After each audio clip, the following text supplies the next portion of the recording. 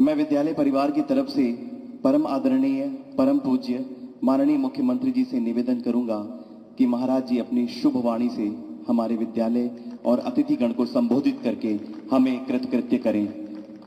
महाराज जी।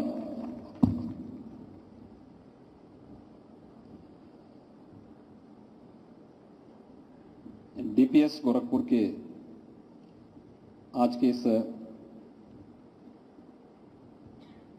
उद्घाटन कार्यक्रम में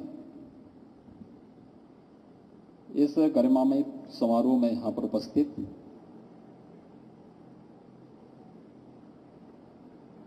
इलाहाबाद उच्च न्यायालय के और दिल्ली उच्च न्यायालय के माननीय न्यायमूर्तिगण, न्यायमूर्ति सीडी सिंह जी दिल्ली उच्च न्यायालय, न्यायमूर्ति संगीता चंद्रा जी लखनऊ उच्च न्यायालय, न्यायमूर्ति बीआर सिंह लखनऊ उच्च न्यायालय, न्यायमूर्ति कौंडेय सिंह पवार लखनऊ उच्च न्यायालय, न्यायमूर्ति सौरभ लावनिया जी लखनऊ उच्च न्यायालय, न्यायमूर्ति विवेक कुमार सिंह जी प्रयागराज उच्च न्यायालय, न्यायमूर्ति साधना रानी ठाकुर जी प्रयागराज उच्च न्यायालय और न्यायमूर्ति राहुल चतुर्वेदी जी इलाहाबाद उच्च न्यायालय प्रयागराज।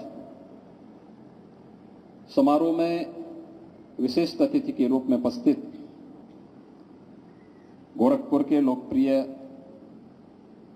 माननीय सांसद श्री रवि किशन शुक्ला जी,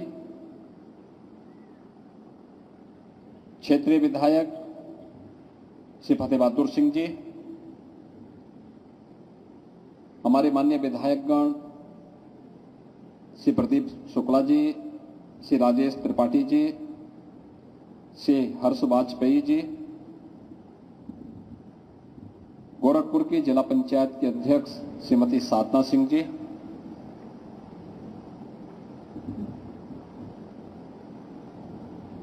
इलाहाबाद उच्च न्यायालय के वरिष्ठ अधिवक्ता, पूर्व सांसद और पूर्व महाधिवक्ता सम्मानित श्री विजय बहादुर सिंह जी और pro vice chairman DPS group Shri Vishal Singh ji, संस्थान से जुड़े हुए सभी महानुभाव और उपस्थित डीपीएस परिवार से जुड़े हुए सभी शिक्षकगण, अभिभावकगण और प्यारे बच्चों। पूर्वी उत्तर प्रदेश में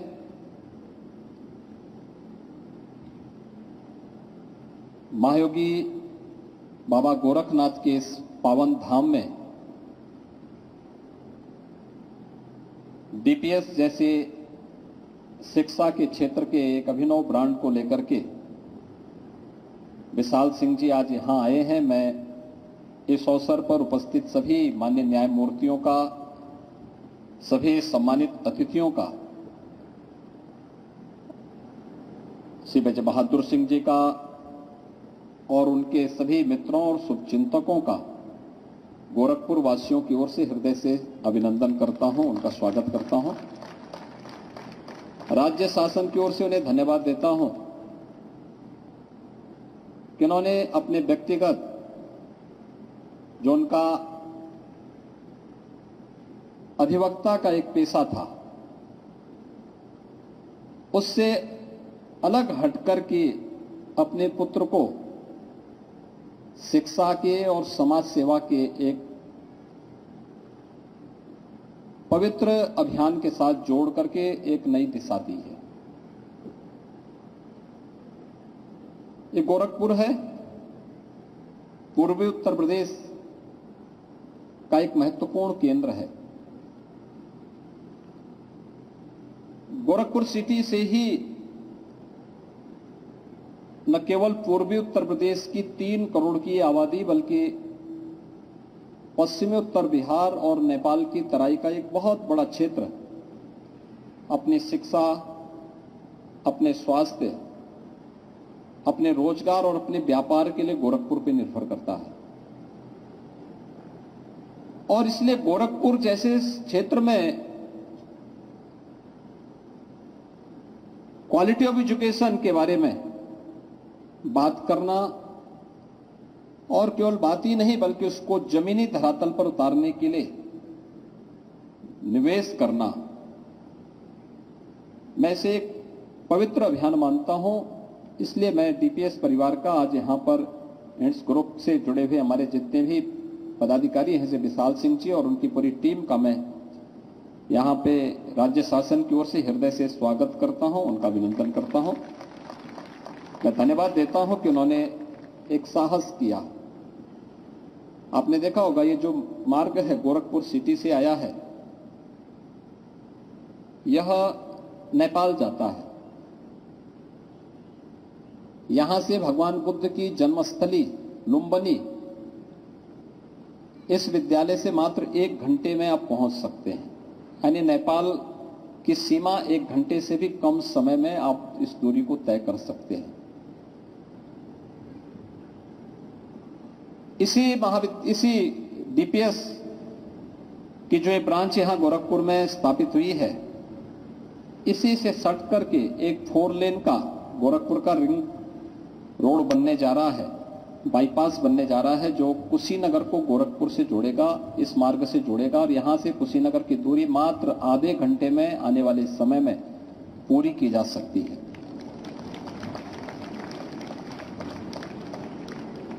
गोरखपुर और इस विद्यालय के बीच में आपने देखा होगा कई शैक्षणिक संस्थान खुले हैं, और हम लोग एक न्यू गोरखपुर के रूप में एक नए प्रोजेक्ट को शासन की ओर से भी और गोरखपुर विकास प्राधिकरण की ओर से इसी क्षेत्र में लेकर के आने जा रहे हैं, जहां पर न्यू गोरखपुर की एक नई टाउनशिप की स्कीम को लेकर के हम लोग इस क्षेत्र के विकास के साथ साथ गोरखपुर की आशा और उनकी आकांक्षाओं को एक नई ऊंचाई तक पहुंचाया जा सके, उन संभावनाओं को आगे बढ़ाने का कार्य कर रहे हैं। मित्रों, आज भारत बदल रहा है। नए भारत का दर्शन पिछले 9 वर्षों के अंदर प्रधानमंत्री मोदी जी के नेतृत्व में आप सबने महसूस किया होगा। दुनिया जब कोरोना जैसी महामारी से त्रस्त थी, असमंजस की स्थिति में थी। कहते हैं ना कि जब चुनौती आती है वही व्यक्ति की सही परीक्षा का समय होता है। बहुत सारे लोग क्षमता रखने के बावजूद चुनौती आने पर पस्त हो जाते हैं, उसके सामने हथियार डाल देते हैं, लेकिन दृढ़ इच्छा शक्ति के साथ, तो एक सत्संकल्प के साथ आगे बढ़ते हैं। चुनौती आने पर वह और उत्साह के साथ उससे जूझने के लिए तैयार रहते हैं। और दुनिया के अंदर एकमात्र भारत है जिसने इस सदी की सबसे बड़ी महामारी को एक चुनौती के रूप में भी लिया, उसे एक अवसर में बदल करके दुनिया के सामने एक मॉडल दिया। कैसे एक संवेदनशील सरकार अपने नागरिकों की महामारी से सुरक्षा भी कर सकती है और उनके भविष्य को, उज्जवल भविष्य को बनाने के लिए नई नई योजनाओं को भी आगे बढ़ा सकती है। कोरोना में आपने देखा होगा कैसे सरकार के स्तर पर फ्री में टेस्ट, फ्री में उपचार, फ्री में वैक्सीन और 80 करोड़ लोगों को देश के अंदर फ्री में राशन की सुविधा लगातार 3 वर्ष से भारत दे रहा है। अनुमान करिए, पाकिस्तान की आबादी 22 से 23 करोड़,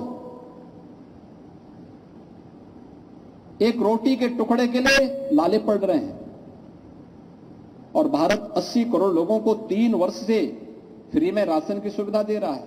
पहली बार कोई महामारी आई है जिस महामारी ने महामारी को नियंत्रित करने के लिए वैक्सीन भारत ने बनाया है। यह वैक्सीन हमारे लिए महत्वपूर्ण इसलिए भी है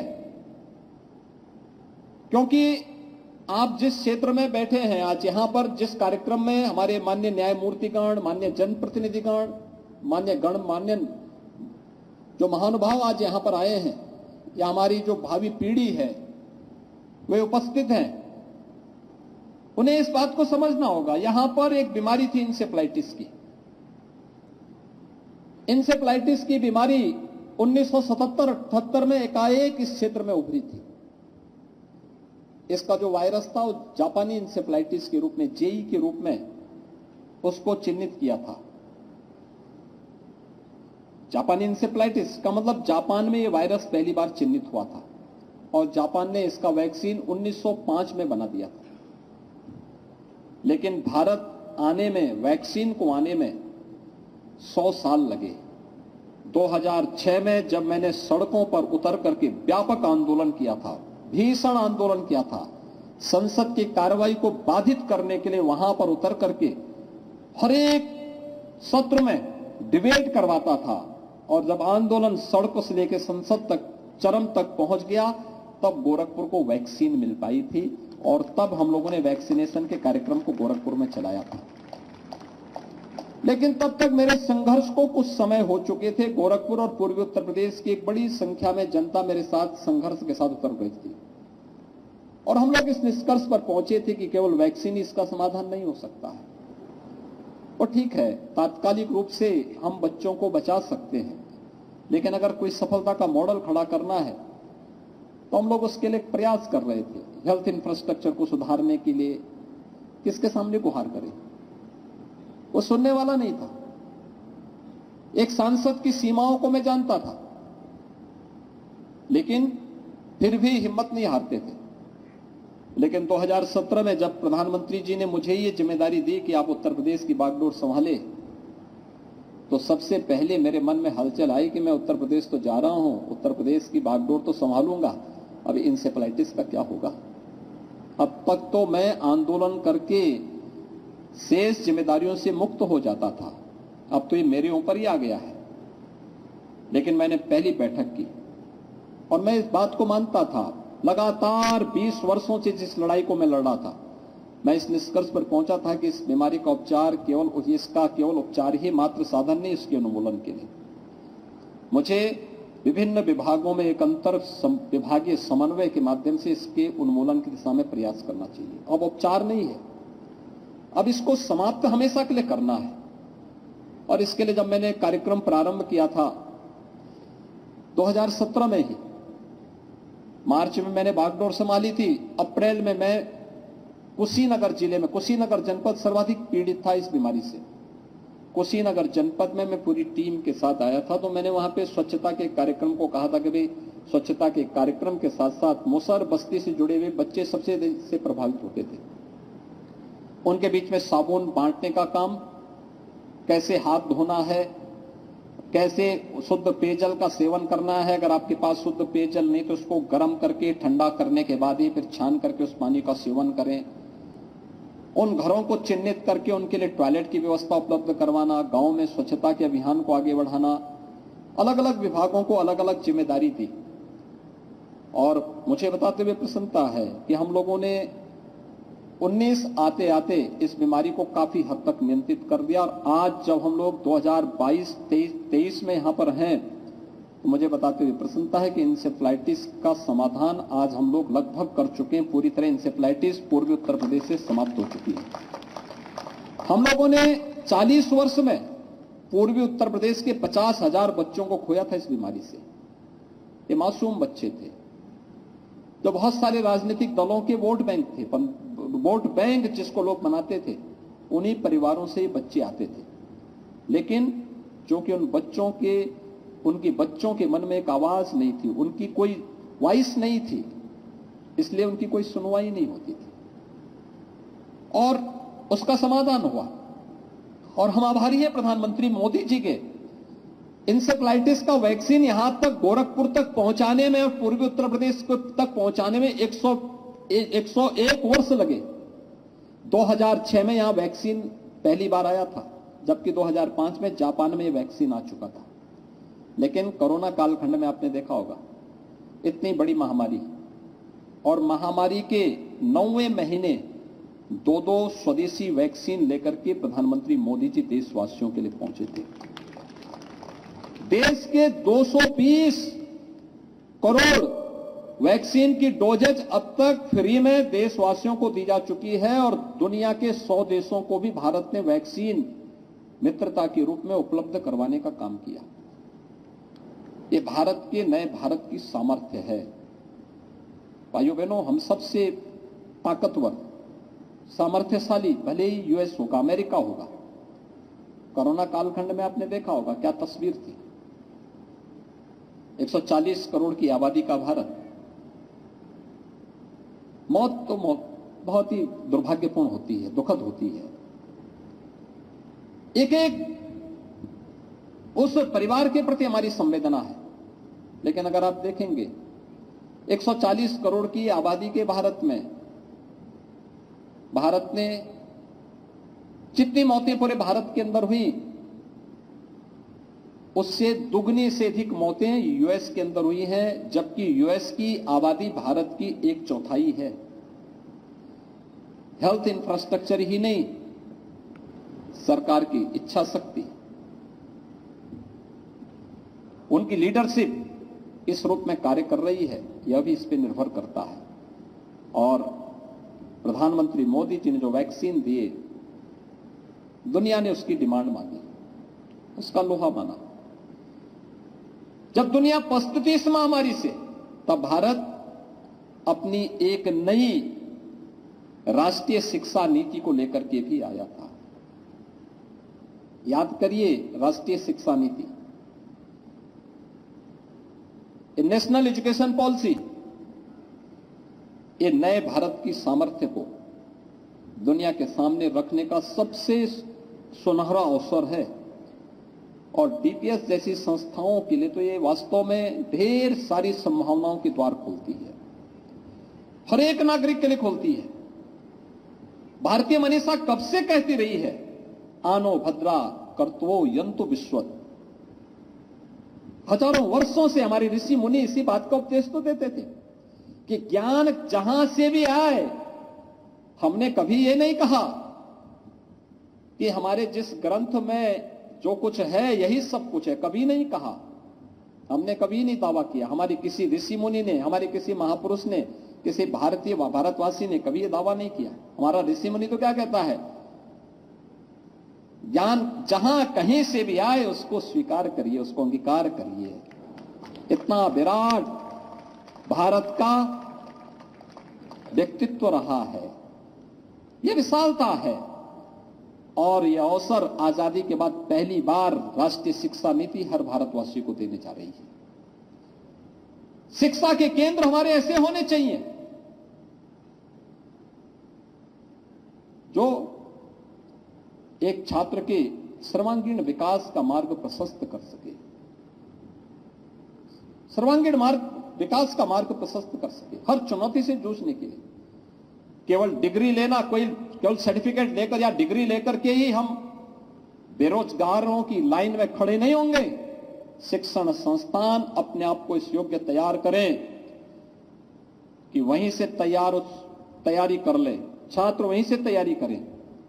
मुझे प्रशासनिक व्यवस्था में जाना है, मुझे न्यायिक व्यवस्था में जाना है, मुझे पुलिस सेवा में जाना है, मुझे समाज सेवा के लिए अपने आप को समर्पित करना है, मुझे अपना स्वयं का स्टार्टअप स्थापित करना है, मुझे किसी नए फील्ड को तैयार करना है। कौन सा ऐसा फील्ड होगा, उस छात्र के भविष्य को तराशने का माध्यम वहीं से बनना चाहिए।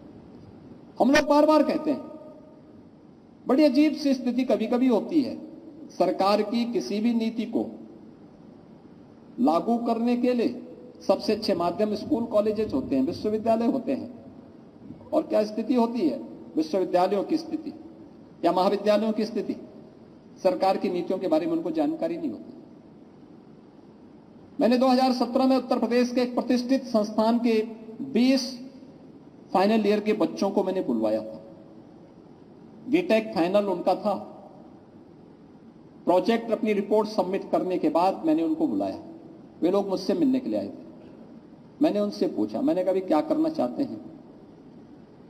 20 में से जो संख्या मेरे सामने थी उसमें से 2 नौजवानों ने मुझे कहा कि हमें तो एक पैकेज मिल गया, हम लोग बाहर जा रहे हैं।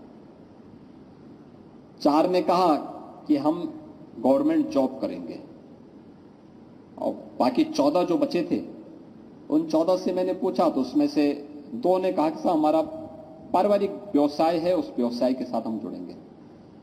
अब 12 बज गए थे, उन 12 से मैंने पूछा आप क्या करना चाहते हैं? ज्यादातर ने कहा कि साहब हमने प्रोजेक्ट इसमें अपना सबमिट किया है, इसमें अपना स्टार्टअप स्थापित करना चाहते हैं। तो मैंने कहा समस्या क्या है फिर? उन्होंने कहा समस्या यह है कि हमारे पास पूंजी का अभाव है। तो मैंने कहा पूंजी के अभाव में आप अपना स्टार्टअप स्थापित नहीं कर पाएंगे। कहा नहीं, पहले कुछ नौकरी करेंगे, पैसा कमाएंगे तब। लेकिन मैंने कहा अगर आपके पास अनुभव है, इच्छा शक्ति है, तो सरकार के भी तो तमाम ऐसे कार्यक्रम हैं जिसके माध्यम से आप अपना स्टार्टअप स्थापित कर सकते हैं। मैंने कहा आपको प्रधानमंत्री मुद्रा योजना के बारे में सुना है आपने? उन्होंने कहा नहीं। मैंने कहा प्रधानमंत्री जी के स्टार्टअप की स्कीम को आपने, पीएम स्टार्टअप की स्कीम को सुना है? कहा नहीं। मैंने कहा मुख्यमंत्री युवा स्वरोजगार योजना के बारे में आपने सुना है? कहा नहीं। मैंने कहा उत्तर प्रदेश में 1 डिस्ट्रिक्ट 1 प्रोडक्ट की जो अभिनव योजना हमने प्रारंभ की है, क्या इसके बारे में आपको जानकारी है? उन्होंने कहा नहीं। तो मैंने फिर उसका लिटरेचर मंगा करके उनको उपलब्ध कराया। मैंने कहा आप लेके जाइए, इसको देखिए, बैंक आपका इंतजार कर रहा है, आपको कहीं जाने की आवश्यकता नहीं, आप जाइए, बैंक आपको पैसा उपलब्ध करवाएगा, आप अपना स्टार्टअप स्थापित करिए। अगर हम उन सभी छात्रों को शासन की एक एक योजना के बारे में भी जानकारी देते हुए आगे बढ़ेंगे, जीवन के किस क्षेत्र में क्या हो रहा है इसके बारे में बताएंगे, मुझे लगता है उसको उसके बाद इंतजार नहीं करना पड़ेगा, वो स्वयं अपना रास्ता ढूंढ लेगा।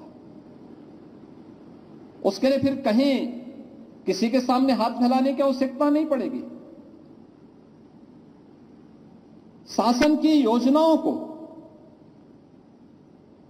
जिन युवाओं के लिए है, उन युवाओं के बारे में कोरोना कालखंड में मेरे सामने आया कि साहब हम परीक्षा नहीं करा पाएंगे, बच्चों को प्रमोशन दे दीजिए, एक क्लास से दूसरी। पहले साल तो हुआ, हमने कहा दे दो भाई, कोरोना है दे दो। दूसरी बार आया तो मैंने कहा भी देखो सबको प्रमोशन देंगे लेकिन टेक्निकल और मेडिकल के छात्रों को नहीं देंगे, इनकी परीक्षाएं कराओ। तो कहा कैसे परीक्षाएं होंगी? मैंने कहा ऑनलाइन करवा दो। तो लगभग सभी ने हाथ अपने हथियार डाल दिए थे, कहा साहब नहीं हो पाएगा। मैंने कहा हो जाएगा। तो मैंने गोरखपुर के मदन मोहन मालवीय प्रौद्योगिकी विश्वविद्यालय के वीसी को बुला के कहा, मैंने कहा आप अपने यहां ऑनलाइन एग्जाम करवाइए। उन्होंने कहा कि हो सकता है सभी छात्रों के पास लैपटॉप न हो। मैंने कहा स्टूडेंट वेलफेयर फंड है ना, इससे आप लैपटॉप खरीदिए और उन बच्चों को उपलब्ध करवाइए, लेकिन ऑनलाइन एग्जाम होंगी, प्रमोट नहीं करेंगे, किसी बच्चे को प्रमोट नहीं करने वाले हैं। आप एग्जाम करवाइए और एग्जाम कराने के बाद तब जाकर के फिर रिजल्ट घोषित करके उनको आगे बढ़ाइए। फिर हम लोगों ने हर एक संस्थान से कहा जितना भी स्टूडेंट वेलफेयर फंड है इसका उपयोग बच्चों के लिए लैपटॉप और टैबलेट खरीदने के लिए उपयोग कर दीजिए। और आज जब मुझे लगा कि इस इच्छा शक्ति का अभाव बहुत सारे क्षेत्रों में है, तो फिर हमने स्वयं तय किया कि हम राज्य की ओर से हर स्नातक और प्रास्नातक छात्र को टैबलेट और स्मार्टफोन सरकार की तरफ से उपलब्ध करवाएंगे और सरकार की सभी पॉलिसीज को उसके साथ जोड़ते हुए निकलेंगे। क्या प्रोग्राम है उन सब के साथ जोड़ेंगे उन बच्चों को। आज जो बच्चे जब टैबलेट पाते हैं तो ऐसे लगता है जैसे उनके जीवन में एक नया परिवर्तन आया है। और टैबलेट उनके लिए एक डिजिटल लाइब्रेरी का काम भी कर सकती है, देश और दुनिया के से जुड़ने का भी एक माध्यम बन सकता है। और डीबीटी यानी आज टेक्नोलॉजी भ्रष्टाचार पर प्रहार का सबसे अच्छा माध्यम बन सकता है, लेकिन टेक्नोलॉजी की दिशा किस रूप में होनी चाहिए ये हम सबको तय करनी होगी। हम टेक्नोलॉजी के दास न बने बल्कि टेक्नोलॉजी के अपने अनुरूप लोक कल्याण का, राष्ट्र कल्याण का माध्यम उसे बनाए तो और भी अच्छा हो सकता है। हमें राष्ट्रीय शिक्षा नीति तमाम अवसर देने जा रही है और मेरा मानना है डीपीएस जैसे संस्थानों में निवेश करना यह भविष्य की एक बेहतर सोच है मैं विशाल सिंह जी को और उनकी पूरी टीम को धन्यवाद दूंगा कि उन्होंने आज यहां पर गोरखपुर के साथ साथ कुशीनगर में, महाराजगंज में और सिद्धार्थनगर जनपद में भी डीपीएस के संस्थान खोलने की आज यहां पर इच्छा व्यक्त की है। और मैं उनको बताना चाहता हूं कि वहां पर ढेर सारे अवसर इसलिए भी मिलेंगे, ये तीनों हमारे बॉर्डर के जनपद हैं। कुशीनगर बिहार बॉर्डर से जुड़ता है, महाराजगंज और सिद्धार्थनगर नेपाल बॉर्डर से जुड़ता है। हमने पहले ही प्रशासन से इसके बारे में कहा है कि बॉर्डर के साथ हमारा संवाद बेहतर होना चाहिए। इसलिए होना चाहिए, एक, वहां की गतिविधियों के बारे में हमारी बहुत बारीक नजर होनी चाहिए, सुरक्षा के लिहाज से भी और संबंधों के लिहाज से भी बहुत संवेदनशील व्यवहार हमारा वहां दिखना चाहिए। और वहां पर कुछ ऐसे संस्थान हम बनाएं जिससे वहां पे कुछ एक्टिविटीज बढ़े, अच्छे शिक्षण संस्थान बने, अच्छे हॉस्पिटल्स आए, अच्छे वहां पर अच्छी मार्केट बने, अच्छे मॉल बने, अच्छे वहां पर मंडियां बनी। ये सभी कार्यक्रम चल रहे हैं और उसके क्लस्टर विकसित करने की एक कार्रवाई हम लोग नेपाल बॉर्डर से 20 किलोमीटर अंदर कर रहे हैं। ऐसे ही बिहार बॉर्डर से भी 10 से 15 किलोमीटर के अंदर उत्तर प्रदेश के अंदर इस प्रकार के कार्यक्रम को हम लोगों ने 4 लेन की कनेक्टिविटी दी है। प्रत्येक अपनी इंटर स्टेट कनेक्टिविटी को 4 लेन के साथ हम जोड़ चुके हैं। लेकिन अब इस प्रकार के सुविधाओं से युक्त कुछ क्लस्टर विकसित करने की कार्रवाई सरकार की चल रही है। और मुझे लगता है कि आप जैसे लोग अगर इस क्षेत्र में शिक्षा के क्षेत्र का एक अनुभवी चेहरा इन कार्यक्रमों के साथ जुड़ता है तो वह सरकार के कार्यक्रमों के साथ साथ दोनों राज्यों में या दो देशों के संबंधों को और प्रगाढ़ बनाने में मदद कर सकता है। लेकिन जब हम शिक्षा के साथ अपना संवाद बना रहे हैं, हमें ध्यान रखना होगा, शिक्षा क्वालिटी के साथ तो हो लेकिन अपने कल्चर से वह संबंध न टूटे, अपने संस्कारों से वंचित न रहे, अपनी परंपरा, अपनी संस्कृति, अपनी राष्ट्रीयता को अपने जीवन पथ का ध्येय मानते हुए अगर हम आगे बढ़ते हैं तो ये शिक्षा सार्थक होगी संस्थान के लिए, समाज के लिए और राष्ट्र के लिए। और यह हर भारतवासी का कर्तव्य होना चाहिए। आज आपने यहां पर डीपीएस के बेहतरीन कैंपस को गोरखपुर और पूर्वी उत्तर प्रदेश वासियों को उपलब्ध कराया है। मैं डीपीएस के आपके प्रयागराज कैंपस में गया था, कई बार मुझे वहां लैंड करने का अवसर प्राप्त हुआ और आज मुझे यहां पर स्वयं गोरखपुर में, मैं यहां से अक्सर जाता था, मैं देखता था कि भाई ये कौन बना रहा है। तो मुझे अचानक एक दिन पता लगा कि विजय बहादुर सिंह जी ने, हम दोनों संसद में साथ साथ सांसद के रूप में भी कार्य किए और प्रदेश के महाधिवक्ता के रूप में जब वह कार्य कर रहे थे उस समय भी मुझे उनके साथ कई बार संवाद बनाने का अवसर प्राप्त हुआ था। तो मैंने देखा कि यद्यपि उनका जन्म बुंदेलखंड में हुआ है, बुंदेलखंड से वे प्रयागराज में आए, प्रैक्टिस किया, एक अच्छे अधिवक्ता के रूप में उन्होंने नाम भी कमाया और नाम के साथ साथ दाम भी कमाया है। ये दोनों उनके साथ साथ चले हैं। अक्सर होता है कि शिक्षा और यानी सरस्वती और लक्ष्मी में थोड़ा मतभेद ही होता है, लेकिन यहां पर तो मुझे लगता है कि दोनों उनके साथ साथ चल रहे हैं, दोनों को समन्वय बनाते हुए आगे बढ़े हैं। तो मुझे बताया गया कि भाई ये तो पूर्व महाधिवक्ता और पूर्व सांसद, जब पूर्व महाधिवक्ता के द्वारा ये विद्यालय बनाया जा रहा, तो मैंने कहा तो हमारे साथ सांसद भी थे। संजोग से एक दिन मेरी मुलाकात ही हो गई, तो उन्होंने कहा कि हम गोरखपुर में एक संस्थान बना रहे हैं। मैंने कहा मैं देखा हूं, और संजोग से मुझे ही आज इसके उद्घाटन में भी आना पड़ा। विशाल सिंह जी ने मुझे आमंत्रित किया, यद्यपि विजय बहादुर सिंह जी नहीं आमंत्रित किए थे, उन्होंने मुझे सूचना दी थी केवल, लेकिन उन्होंने मुझे आमंत्रित किया। आज मैं यहां पर आपके बीच में हूं।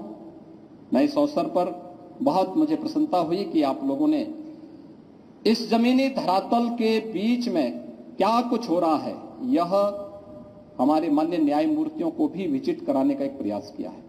अक्सर होता है कि क्षेत्र अपनी न्यायिक व्यस्तता के नाते समाज से एक प्रकार से कटा सा रह जाता है, और जब हम उन्हें इस प्रकार के कार्यक्रम में लेकर के जाते हैं तो उनकी प्रेरणा समाज को एक नई दिशा दे सकती है, आगे बढ़ा सकती है। समाज के साथ उनका संवाद समाज के लिए एक नई प्रेरणा होती है, और वे सभी आज यहां पर आए हैं।